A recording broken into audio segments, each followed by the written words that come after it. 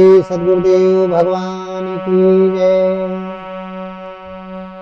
ध्यान मूलम गुरुर्मूर्ति पूजा मूलम गुरु पदम मंत्र मूलम गुरुर्वाक्यम मोक्ष मूलम गुरु कृपा। बोलिए सद्गुरुदेव भगवान की जय। हृदय में स्थित आत्मा राम की जय। आज का बड़ा सुंदर प्रसंग है भक्तिकालीन संत शिरोमणि संत कबीर दास जी का है। संत कबीर दास जी का करारा जवाब चार राम के बारे में। यह अनमोल सत्संग है। किसी ने पूछा कि चार राम के बारे में संत कबीर दास जी ने बीजक में करारा जवाब दिया, वो क्या है गुरुजी? तो हमने कहा हम अपने सत्संग के माध्यम से बताएंगे आपको कि संत कबीर दास का करारा जवाब चार राम के बारे में। आप लोग सुने क्या करारा जवाब दिया। तो ये एक घटना है उनके समय की, जिस समय संत कबीर दास जी भक्ति काल में थे। आज के 650 वर्ष पहले की बात है। तो एक बार की बात है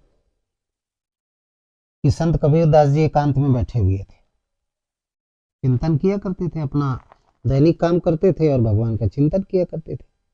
तो एकांत में आराम से बैठे थे, जैसे हम आप सब लोग बैठे थे और राम राम जप रहे थे।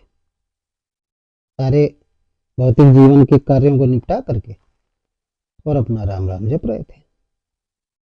तो उसी समय ब्राह्मण आचार्यों की या विद्वानों की, अन्य मतों के जो थे, विचारधारा के थे विद्वान, हम नाम नहीं लेंगे, नहीं लोगों को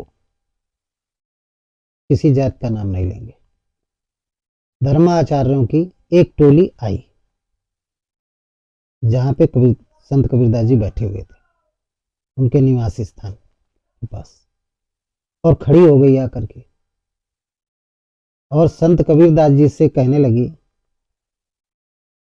पूछा कि कबीर तुम राम राम जप रहे हो? बोले। तो उन्होंने आंखें खोली, बोले हाँ राम राम जप रहे।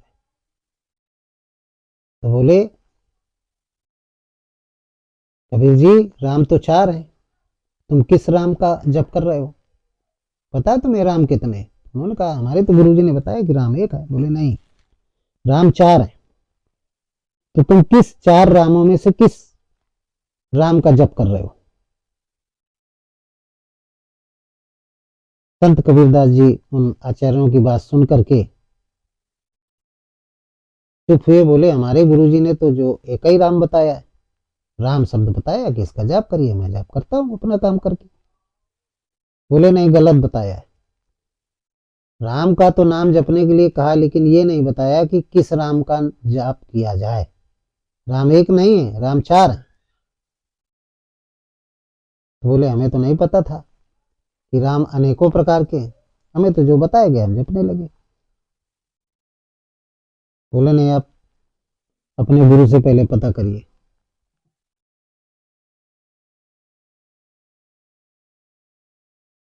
तब संत कबीर के चेला बैठे थे, उन्होंने कहा आप नाम तो बताओ चार रामों का। आचार्यों से कहा। कबीर चुप खड़े। तब वो आचार्य कहने लगे, सुनिए चार राम हम बता रहे हैं, इन चार रामों में किस राम का आप जप कर रहे हो? एक राम दशरथ का बेटा, एक राम घट घट में लेटा, एक राम का सकल पसारा, एक राम सब जग से न्यारा। ये आचार्यों ने, जो पंडित आचार्य थे, उन्होंने ये चार राम बताए और बताया कि एक राम दशरथ का बेटा। कबीर सुनो, एक राम दशरथ का बेटा, और एक राम घट घट में लेटा, और एक राम का सकल पसारा, एक राम सब जग से न्यारा। इनमें बताओ तुम्हारा कौन सा राम है जिसका नाम जप करते हैं आप? कौन सा नाम है, कौन सा राम है तुम्हारा? संत कबीर चुप हो गए। फिर बोले हम उसका उत्तर कल देंगे। आचार्यों से कहा, पंडितों से कहा। बोले ऐसा है आचार्य जी, अभी तो हम नहीं बता पाएंगे कि हम इन चारों में किसका जप कर रहे हैं, हम तो राम का जप कर रहे हैं। बोले इसका हम उत्तर कल देंगे, आप इसी टाइम आइएगा। तो जो धर्माचार ब्राह्मण लोग थे, पंडित लोग थे, बोले ठीक है कबीर, हम कल आएंगे, इस प्रश्न का उत्तर आपसे पूछेंगे। और इतना कह करके वो चले गए। संत कबीरदास जी सोचते रहे, बड़े विस्मित हुए, बड़े चिंतित हुए। इसके बाद वो अपने गुरु संत शिरोमणि रामानंदाचार्य जी, जो तो उनके गुरु थे रामानंदाचार्य जी, उनके पास गए। बहुत बेचैनी हुई अंदर, क्योंकि द्वैतवाद उनके अंदर आ गया, भ्रम फैला दिया। एक परमात्मा का चिंतन करते थे। तो वो तुरंत गए, गुरु जी के पास गए और गुरु जी को प्रणाम किया। गुरु जी बड़े निराश थे। गुरु जी ने कहा, अरे कबीर, बड़े दुखी लग रहे हो, क्या बात है? तब उन्होंने सारी बात बताई कि गुरु जी मैं बैठा था, चार आए ब्रह्माचार्य जी, पंडित लोग, और उन्होंने हमसे प्रश्न कर दिया कि तुम राम राम जप रहे हो, तो किस राम का नाम जप रहे हो? एक राम दशरथ का बेटा। मैंने पूछा तो बताने लगे चार राम। एक राम दशरथ का बेटा, एक राम घटघट में लेटा, एक राम का सकल पसारा, एक राम सब जग से न्यारा। बताओ कबीर, इन चारों में से तुम किस राम का जप कर रहे हो? मैं उत्तर नहीं दे पाया गुरु जी, मैं बहुत दुखी हुआ। तो इन्हीं ब्राह्मणों के, आचार्यों के प्रश्नों का उत्तर लेकर के आपके पास आया हूँ। कृपा करके आप इन पर प्रकाश डालें, हमारी शंका का समाधान करें, जिससे वो कल आएंगे उनको हम उत्तर दे सकें। ये चार राम कौन है? अलग अलग हैं, क्या है रहस्य? रामानंद जी मुस्कुराने लगे, हंसने लगे और कहा कि कबीर, राम एक ही है, अलग अलग चार राम नहीं है। तो बोले फिर ऐसा इन लोगों ने कहा, क्या कहा? बोले उनको ज्ञान नहीं है। जिसको ज्ञान नहीं होता है वो इस तरीके की बात करता है, वो भ्रमित है। तो बोले कृपा करके गुरु जी आप बताएं। तो बताने लगे रामानंद जी, कहने लगे सुनिए संत कबीर, जब साधक तत्वदर्शी सदगुरु से दीक्षा लेकर राम नाम का जप मन सहित इंद्रियों का संयम करके श्वास प्रश्वास, जिसको अचपा जाप भी कहते हैं, और श्रीमद् भगवद गीता में भगवान श्री कृष्ण ने जप यज्ञ कहा है।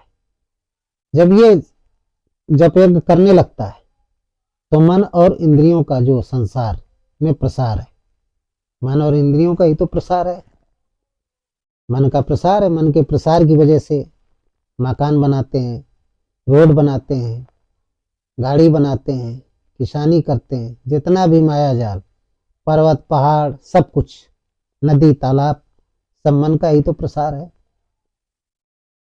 तो इंद्रियों का जो प्रसार है, मन का प्रसार है,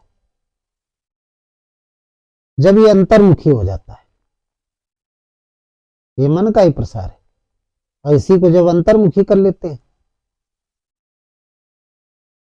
साधना के माध्यम से, साधक की इस स्थिति को, जो मन का प्रसार है, जब साधक इस मन के प्रसार को संयमन करता है, मन संयमन कहते हैं इसको,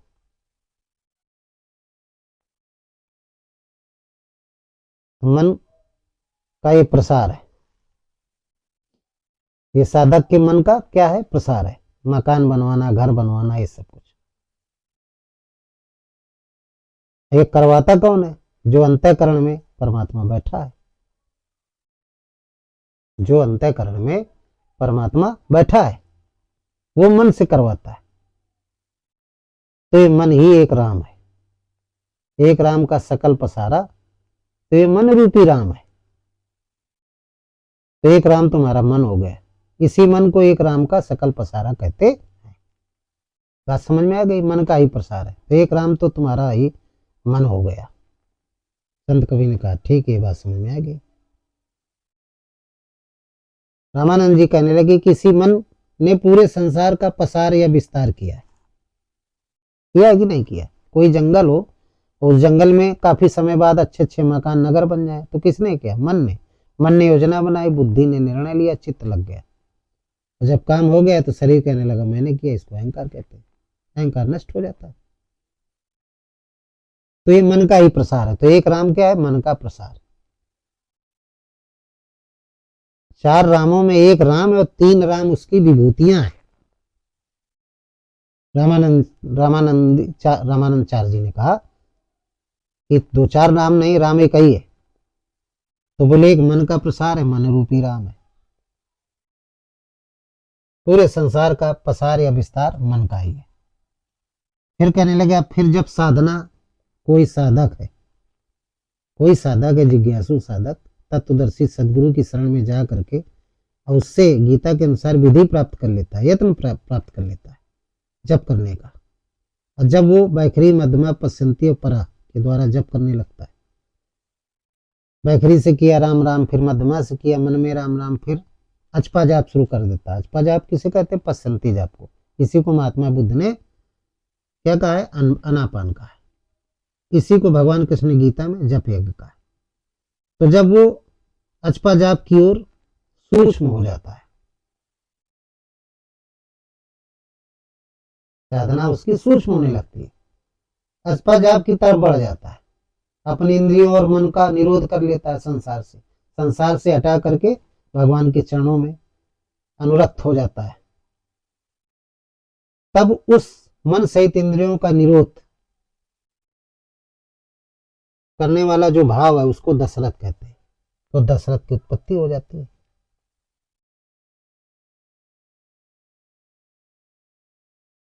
उस समय जब दशरथ की उत्पत्ति हो जाएगी तो श्वास रूपी श्रृंगी ऋषि और तत्वदर्शी सदगुरु जिसने इष्ट को अपने बस में कर लिया उसको कहते हैं वशिष्ठ। ये भी एक विभूति होती है, सदगुण है। वशिष्ठ रूपी जो सदगुण है जिसने इष्ट को अपने बस में कर लिया। ऐसी वृत्ति, दैवी संपत्ति जो अंतःकरण में सब होते हैं, अंतःकरण में उनकी उत्पत्ति हो जाती है। वो श्वास रूपी श्रृंगी ऋषि के माध्यम से वो जप यज्ञ कराने लगते हैं। श्वास आई तो राम, श्वास गई तो राम, श्वास आई तो राम, श्वास गई तो राम। ये जप यज्ञ शुरू हो जाता है। जप यज्ञ शुरू हो गया तो फिर सदगुण रूपी खीर प्रकट हो जाती है और उस खीर को सुमति, सात सुमति और मन को कर्षित करने वाली जो वृत्तियां हैं जिनको सुमित्रा, कैकेयी और कौशल्या कहते हैं, वो इसको खा लेती है। तो फिर राम की उत्पत्ति हो जाती है, आत्मा जागृत हो जाती है। वो परमात्मा जो घट घट में लेटा है वो क्या बन जाता है? राम की उत्पत्ति, वो राम बन जाता है। तो एक राम का सकल पसारा मन हो गया। और जो दृष्टा रूप में परमात्मा था वो जागृत हो गया। तो क्या हो गया? दशरथ का पुत्र हो गया। एक राम दशरथ का बेटा, एक राम घट घट में लेटा। जो आत्मा घट घट में लेटी थी वही दशरथ का बेटा हो गया। जो दृष्टा रूप में परमात्मा था, जो एक राम घट घट में लेटा है, इसको आत्मा कहते हैं। एक राम आत्मा है जो घट घट में लेटा है, वही नाम के जप से ठीक वो क्या हो गया? दशरथ का बेटा हो गया। वो दशरथ का बेटा हो गया। और वो संसार में रह करके, क्योंकि दशरथ का बेटा होगा, और किसके शरीर में दशरथ का बेटा हुआ? जो साधक, जिसके शरीर में ये चारों प्रकार की घटनाएं, तीनों प्रकार की घटनाएं ये घटित हुई जिस साधक के अंदर। तो साधक क्या हो गया? वो साकार परमात्मा हो गया। संसार में तो रहता है, देहधारी है, लेकिन सभी मनुष्यों से वो न्यारा होता है। एक राम सब जग से न्यारा, वही घट घट में लेटा जो परमात्मा है, जिसका ही सारा संसार प्रसारित है, पूरे विश्व में व्याप्त रूप में है और सबके घट में व्यापक रूप में, जो घट घट में लेटा है, इसको आत्मा कहते हैं। उसी का प्रसार है, उसी के मन का प्रसार है। एक तो मन हो गया राम, दूसरा घट घट में जो लेटा है।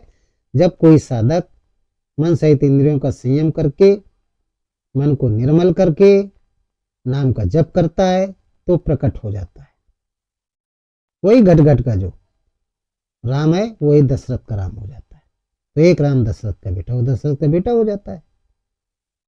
और दशरथ का जब बेटा हो गया तो इस संसार में जिस शरीर में दशरथ का बेटा बनता है, क्योंकि दशरथ भी अंदर है, जिस शरीर में घटना घटती वो देहधारी मनुष्य उपद्रष्टा हनुमंता चा भर्ता भोक्ता महेश्वरा परमात्मा व्यक्ति चाप युक्ति देहेस्मिन पुरुषा पर।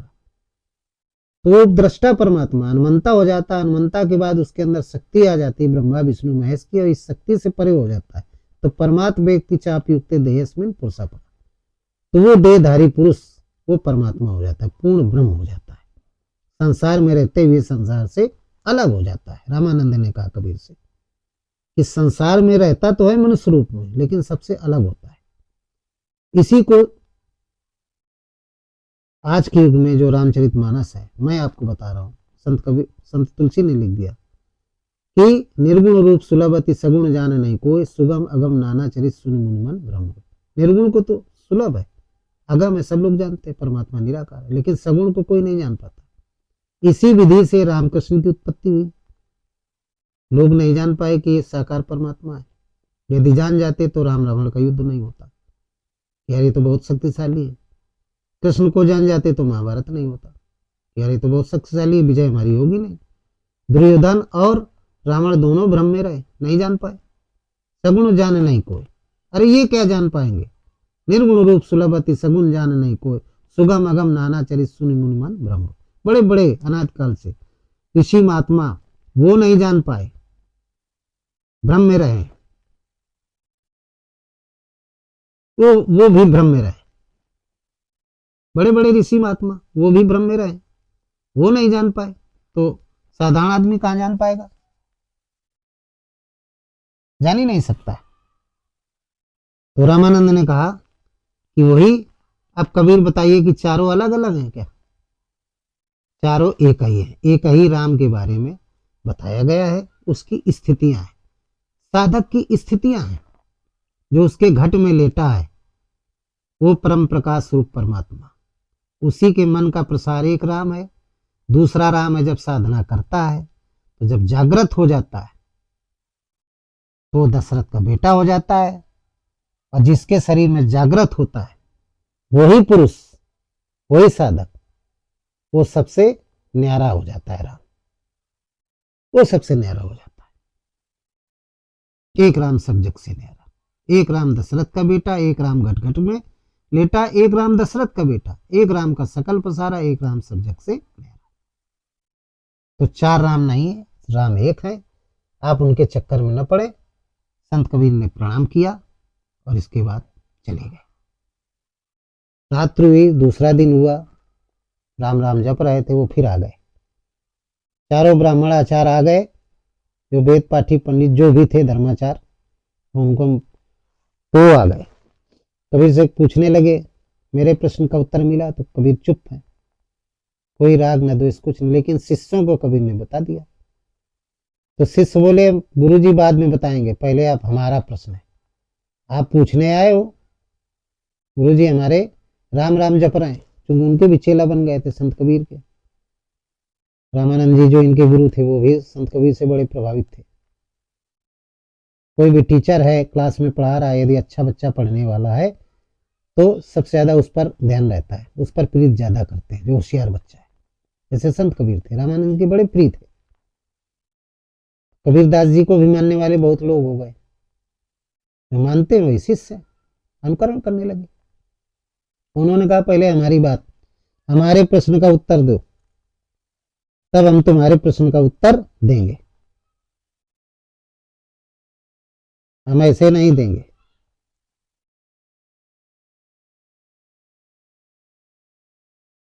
हमारे प्रश्न का उत्तर दो। तो आचार्य कहने लगे, बताओ अपना प्रश्न क्या है तुम्हारा, तुम्हारा प्रश्न क्या है? तब वो कहने लगे, सुनो, तुम कह रहे हो ना एक राम दशरथ का बेटा, एक राम घट घट में लेटा, एक राम का सकल पसारा, एक राम सब जग से न्यारा। तुम कहते हो चार अलग अलग है, तो हमारे भाई हमारी भी एक शर्त है, और इसको बता दो तो या तो आप खुद समझ जाएंगे, नहीं तो फिर हम बताएंगे, हमारे गुरुजी बताएंगे। बोले बोलो क्या है? तो बोले आप ऐसे पूछ रहे हैं,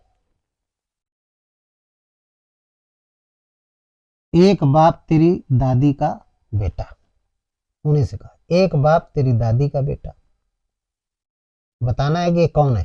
एक बाप तेरी दादी का बेटा, और एक बाप तेरी पत्नी का